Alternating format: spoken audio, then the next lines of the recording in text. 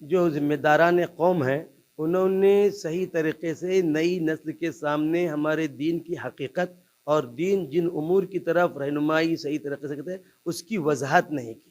اگر ان کو اپنے علماء سے جوڑا جائے اور علماء کی صحبتوں میں ان کو رکھا جائے اور ان کے سامنے موجودہ مسائل جو پیش آ رہے ہیں اس کی شریعت نے کس طریقے سے رہنمائی کیا ہے اس کی وضاحت کی جائے تو میں سمجھتا ہوں کہ انشاءاللہ ہمارا نوجوان کبھی بہکے گا نہیں، مختلف دوسری جگہوں جائے گا نہیں، کسی سے متاثر نہیں ہوگا۔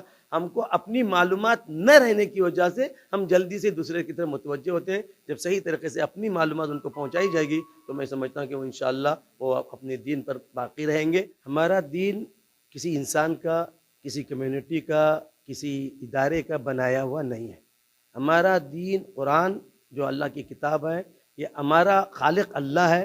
ہماری تمام مسائل کو اس وقت سے لے کر حضرت آدم علیہ السلام سے لے کر قیامت تک کے آخری انسان تک جو مسائل پیش آ سکتے ہیں اللہ تعالیٰ جانتا ہے۔ اسی کو سامنے رکھ کر اللہ تعالیٰ نے قرآن میں ہماری رہنمائی کی، اللہ کے رسول صلی اللہ علیہ وسلم کی سنتوں میں اسی کی طرف رہنمائی ہے۔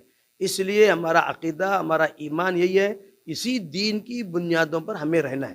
جہاں تک جدید مسائل ہیں اس کی بنیادیں ہیں، ان بنیادوں کی روشنی میں آنے والے ہر مسئلے کا حل ہم اپنے فقہا کے رسول اللہ صلی اللہ علیہ وسلم کی احادیث کی روشنی میں، قرآنی آیات کی روشنی میں ہمارے مجتہدین نے، ہمارے فقہا نے تلاش کیا ہے، نکالا ہے، اس کو فالو کریں گے تو دنیا زندگی میں پیش آنے والے جملہ مراحل انشاءاللہ اس کے ذریعے حل ہو جائیں گے۔ یہی ہمارا یقین ہے اور ایک مسلمان کو اس پر کامل یقین ہونا چاہیے، ورنہ پھر ہمارا ایمان صحیح نہیں ہو سکتا۔